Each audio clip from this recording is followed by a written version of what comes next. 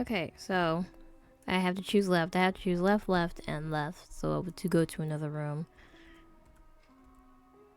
Okay, the old trick of hugging the wall to get through the maze serves me well, and I found myself finally at the exit door. But that's not him, is it?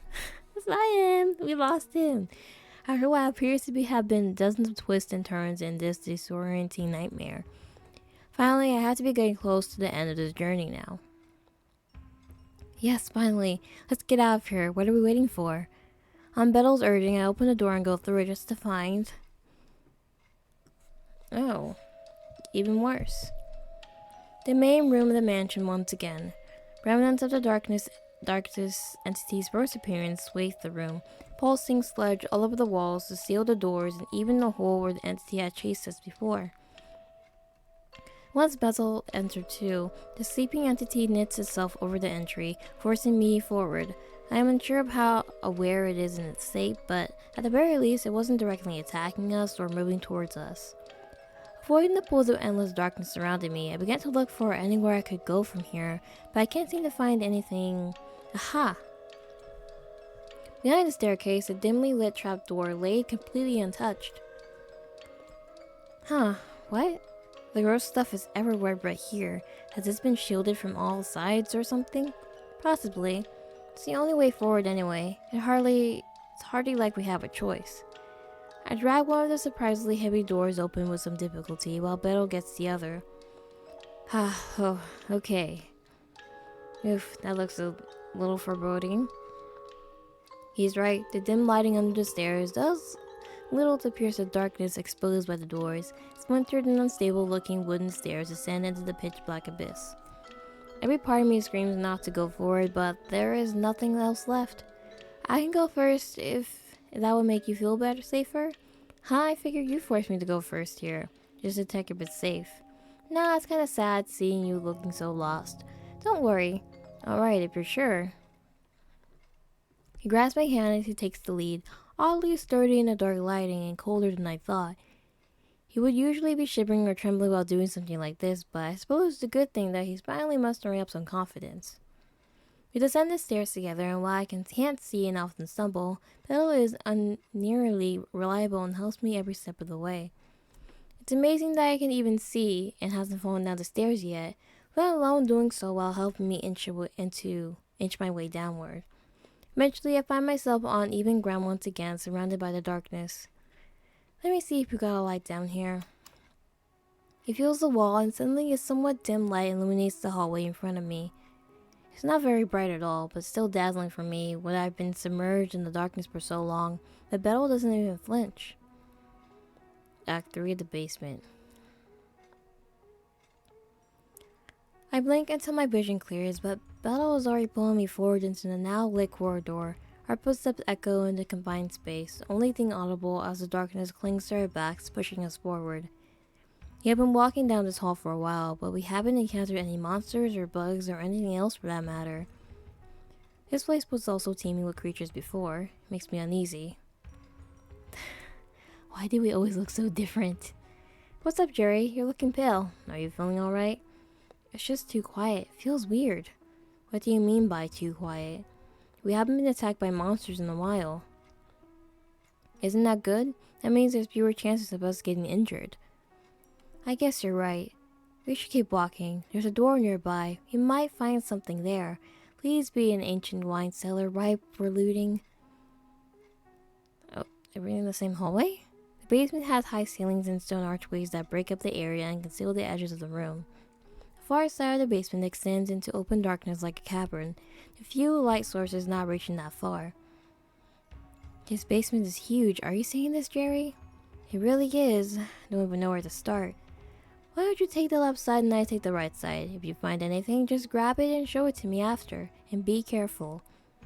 Don't get hurt. What was that? I must be more tired than I thought. Whatever. I should hurry up so we can go back to the guild and put this wild goose chase behind us. I should investigate the cardboard box. There's a cardboard box big enough to fit a person near the door. All that's left inside is some packaging foam. I could also see some stains on one side of the box that looks like blood. Oof. The ominous looking shelf. There's a shelf full of vials next to the door. Some of them are broken and have spilled out onto the wood, and contents of congealing into some kind of goo.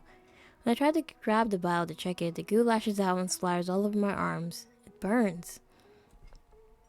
The closet.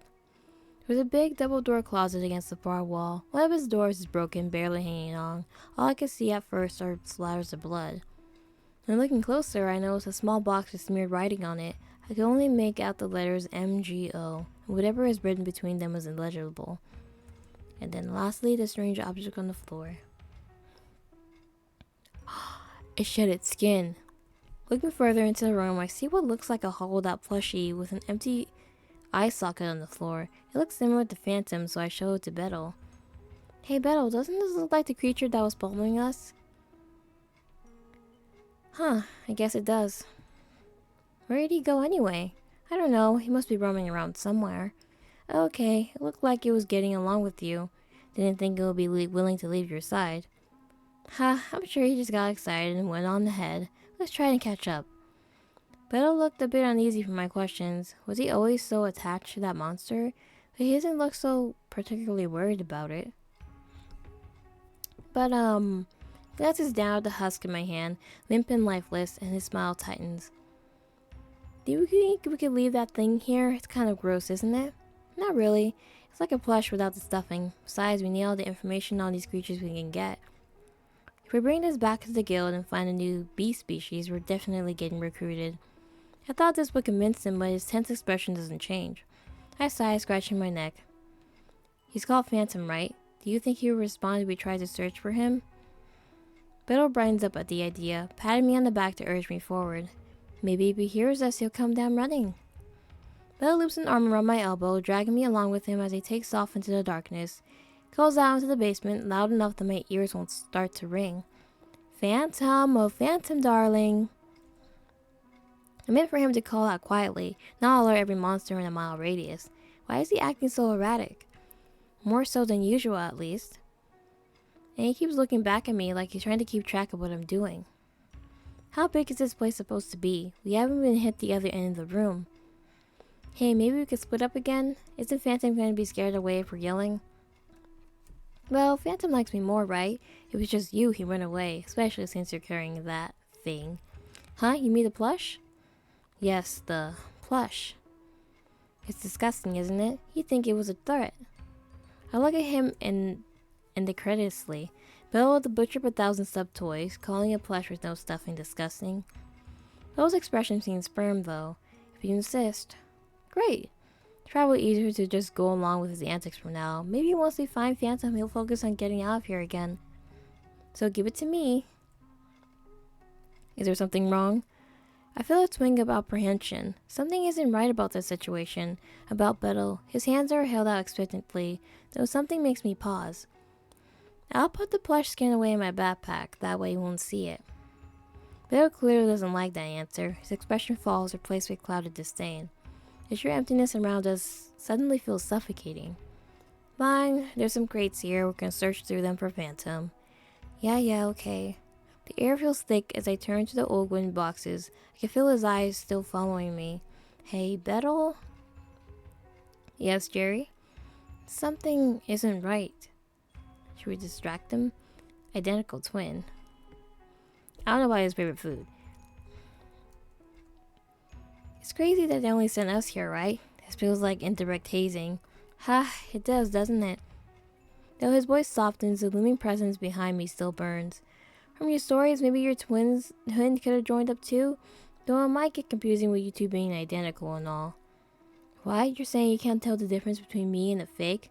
Just because we look the same? Does that mean we have the same personality? Right, of course. This isn't Bettel. I can feel my stomach drop, my words and my tongue drying up as if I had eaten a fistful of sand. The hair on my neck stands up as a warm breath wafts over it, turned back to that thing, masquerading around as Bettel. Hey, let me see that plush again. Oh god, you better run. Run where? I can't even see the exit anymore, though maybe. I'm cornered. If it wants the skin, but for what? No, that's not important. I'm defenseless right now. There has to be something I can use. Jerry. In my periphery, the wall scones start going out. one after another, dominoes falling until we are left in a single dim spotlight, the sole island of light in a sea of pitch black. What can I do? Oh, we have a knife, that's right. Grab my camera. Oh wait, let's grab the camera, right? He doesn't like the camera? I dig through the bag and pull out the camera, wincing as it sits in my injured hand. If this creature is the darkness that's been chasing us, then maybe the flash from the camera will work? I glance up at the shrinking light, not Bettel, and the shadows closing in on me. What are you doing? Nothing really, just trying to make the moment last longer. Oh.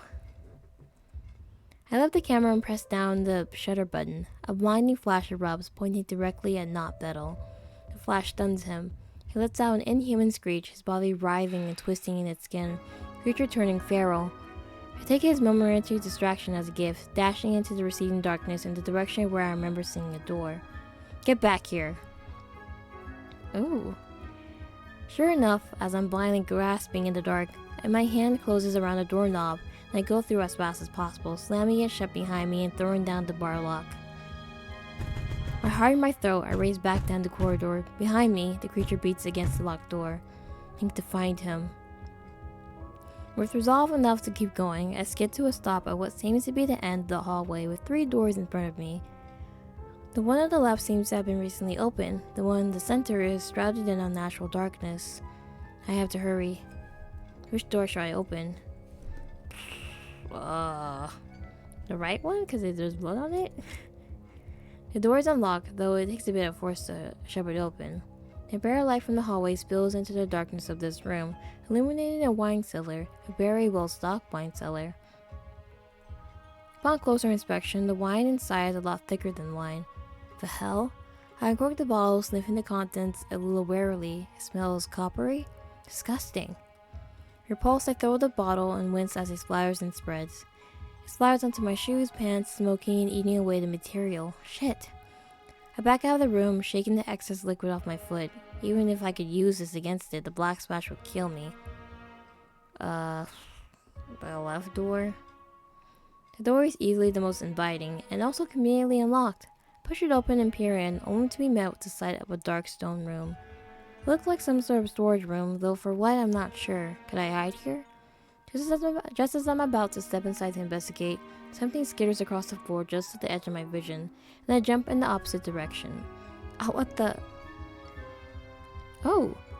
I lean in only to see something in the strange, same vague shape as Phantom, though this one is colored differently and has a slightly different air about it. The one thing that's the same, however, is the malice that radiates off it the longer I study it. It's an easy decision from there to back out of the storage room and shut the door. Thoroughly unnerved once again. Okay, Sister Center is the last one. The darkness around this door makes me wary. As I look down the hallway, it seems a lot shorter than it did a moment ago. Oh. I see the door break, and I have no time to hesitate. Take a deep breath and pull the center door open. Find myself in another section of the basement, not unlike the area I had explored earlier with not Bettel. Despite the darkness that I've been lurking around the doorframe, there's a bit of light coming from a corner farther in. I slam the door behind me just as the shadows look at my heels. Make my way forward, glancing back and forth from the doorway I came from and the light source as I go. In the deepest part of the basement near the light, I see Bettel, but he doesn't seem to be conscious from this far away. Oh.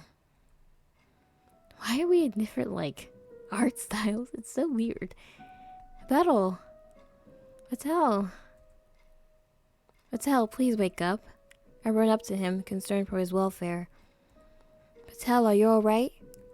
How did he get in this state? Here, take this. I put a potion up to his lips, thanking Magni in my mind for his foresight. I pour it into his mouth carefully, and with encouragement, he swallows the potion. Within a few moments, it takes effect. Bettel wakes up, conscious and energized, but still very confused. What happened? You're currently on the run from the monster again. It was impersonating you. Oh shit. Do you think you can walk? As they finally break through the door, the darkness rumbles menacingly. I can feel its vibration rattle my skull, down to my teeth. Part of it lashes out, attacking me so fast I barely managed to dodge it. Man, there's no time to talk, Bettel. We gotta run. Alright, let's go. With no time to look back or grab Bettel, I run out, dodging the being's attack. I'm not entirely sure how, but I quickly reach the first part of the basement. Everything is shaking from the monster's erratic attacks, making the old closet's broken door fall off. I grab it to fend off some of the hits off, but it quickly breaks under the pressure. Jerry! Bettel? Back at the kitchen? I dart to the closest door and find myself in the kitchen. Bettel, who I hadn't seen approaching, is behind me now, his rapier whip uncoiled. He has no time to process how he caught up. I jump to the side to avoid yet another attack. What? I'm behind you, keep going. I rush towards the door, but before I can't get any closer. What? An object gets flung out of the shadows across the room and hits me in the leg, slowing me down, but I keep moving. As I struggle to run to Bettel, I feel something grab me and throw me against a nearby door and into another room. My head smacks against something upright and made of dark wood. Ugh. As dizzy as I am, I notice that we have made it back to the main hall before the being grabs me again, this time pulling me towards it as I try to free myself from its grasp. Through its slimming vision, I can make out that it was a massive grandfather clock, almost identical to the one in the library that my head made contact with. The only difference is that this one actually tells the time, 7:43 p.m. The inky tendrils at the monster's command suddenly yanks me farther back, closer to the abyss that had taken over the rest of the house. No! Help! Oh wait, this is what we saw at the beginning, right? Jerry! In a show of his refined skills, Bettel lashes his rapier whip out towards the monster that holds me in its grasp. Gotcha. The cord wraps around my arm, tight. I'm getting you out of there. For a moment, it seems like he'd actually be able to pull me out, though it's only a moment. Bettel struggles against the strength of the monster, but it's too much for him. He's built for speed and precision, not raw strength. But wait! The whip tightens around my arm as the monster uses me to drag Bettel in, and I watch as he attempts to dig his heels into the stone floor and pull against it. Oh, come on. My vision starts to fail as Bettel gets dragged in closer and closer. Fear on his face, plain despite how he just doesn't let go of his weapon. He should just let go. One of us should get out of here. It's fine, I can get us out of this. One last jerk of the shadows and Bettel is consumed, along with the rest of my sight. With nothing of the outside world to grasp onto, the shadows begin to burn. At first it's like a freezer burn, a blistering tugging pain all over my body, searing into my skin. And then it pulls. It rips me to ribbons, and each white strand of hangnail is tugged, pulling muscle and vein and nerve with it. I'm being gouged and torn in every direction. Everything burns, but it won't let me die. It wants me to feel everything.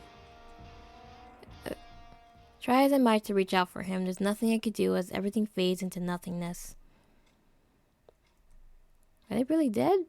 What is going on?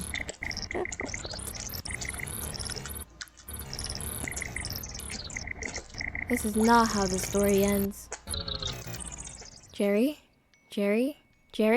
Huh? I snap my head up and look to where Bettel is standing before the gate of the Purpurine mansion, arms crossed and foot tapping on the ground. Pay attention, will you? My boss looks excitedly at me and beckons me closer to the rusty metal.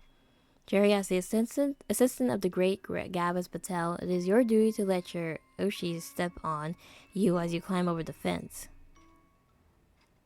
Bad end? Here we go again. Is there a good ending to this? Despite his renowned ability in Jester acts, Bettel can't seem to land another hit with his whip. One crack, two, none of his blows could connect. Oh god, Jerry, I'm getting you out of there. Hang in there. Don't die on me. I'm starting to lose sight. Bettel's voice echoes through the dark room, each crack of his whip accompanied by a desperate cry, though they start to sound farther and farther away. Bettel, he's really trying to save me, huh? I figured he left me the moment he had the chance, running away for his own life, his own safety. He is the important one, the one that makes people laugh. Not me. Jerry? But he's here, trying to save me instead of just running and saving his own skin, huh? Maybe he's actually kind of fond of me, in his own way. My body jolts and the wind is knocked from my lungs as darkness envelops me, my vision going dark as my eyes feel like hot coals burning into my head. First it's like a freezer burn, a blistering tugging pain all over my body, searing into my skin. Then it pulls. Gives me the ribbons in each blade strand of hangnails tugged and pulled every muscle. It wants me to feel everything. It hurts, it hurts, it hurts. Please, end it, please.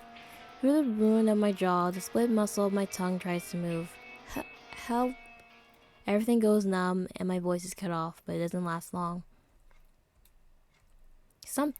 There's something inside me shifting. I can't feel anything, but what is this? Bettel? Jerry, no. You're... I open my eyes. No, that's not quite right. I don't feel them opening per se. I can see. What's going on? What? I can't feel any strength in my body. In fact, I can't feel anything at all. The hell? Yeah, there's no way I can beat this thing. It's just Green Goblin Bumpkin Bomb Jerry. I'm not even getting paid to do this. It's disappeared now, but I don't know where it's gone. But we gotta get out of here before it gets me. I'm glad that you're safe, little buddy. I was worried about the big guy got you. Wait, is he talking to you? Oh my god. Come on, Phantom. I'm not leaving you here, Jerry. You deserve better than that. Saying that, Bettel scoops me into his arms, a familiar purple creature riding atop his shoulder. Wait, how is he doing this? There's no way this guy can ever lift me up. He struggles to even lift the 20-pound weights in his room that he keeps stubbing his toes on. That's when he passed by a mirror, hung innocently on the wall. I see my reflection and I understand what he meant. A rest within the Jester's arms isn't me, it's bones, literal actual bones. Not a patch of skin, not a strand of hair, not a silver of sinew or muscle left on them. What the hell happened to me? Am I dead? Did the monster kill me? Then why am I still here? Shouldn't I be a ghost or something free to wander and fly around? Despite my best efforts, I can't move. My mouth lays agape. Yeah, I can't scream. But I can't think. Bettel's heels fly across the stone, the look in his eyes more determined than I ever seen before. The door to the entrance slams shut in front of us, but Bettel, unperturbed, bolts forward. It makes a hard left, running directly at the window, fortunately the intact one. Oh! The last light of day shines through the shards that fly around us. Bettel defiantly rolls out into the garden, paying no mind to his own new injuries from the broken glass. The old gates creak with an age-old ache, trying to close on us, but Bettel is faster. In the edge of my conscience, I can feel something very wrong as Bettel drives past the threshold, panting and delirious with adrenaline. Phantom. The little monster hangs on to Bettel for dear life, filling out his cute plush form, but I can tell a change is happening. Or not so much a change of the vision. To find a loose thread and a stitch being cut, Phantom is no longer attached to the house, but then when is he really? I'm jolted back into reality as Bettel comes to an abrupt stop in front of the road. What happened to my carriage? Where the gaudy, worn carriage once stood, there was only a horse and wheel tracks that left off into the woods. Brian, what happened to your brother? Uh-oh. The remaining horse, mercifully, has no answer, but when it turns, a splatter of blood on its side speaks volumes. Shit, we gotta go now. Bettel tossed me back onto the back of the horse, and if I could tell, I would yell. I'm just bones, how the hell am I supposed to hold on? Surprisingly though, I rattle, I stay put. An intense yellow's eye stares at me from Bettel's shoulder as he glances back at the manor one more time. F that, we're getting out of here. At least we escaped. A new art style. He leaps up onto the horse in a frankly impressive display of athleticism that I'm not sure he will be able to replicate outside of this life or death situation. Brian whinnies before we go thundering off away from that accursed manor, and hopefully back to the safety of the Guild Tempest. True end. Escape from the manor. Oh, that's good and dandy, but we're a bag of bones, literally. Okay, so I couldn't really find any other ending, so I'm guessing the true ending is just like, really only good ending out there. I mean, they both got away with their lives. I mean, Jerry still has his soul connected to the skeleton, so maybe when they go back to the guild, he might make him flesh again, maybe. So yeah, thank you guys so much for watching this video. Bye.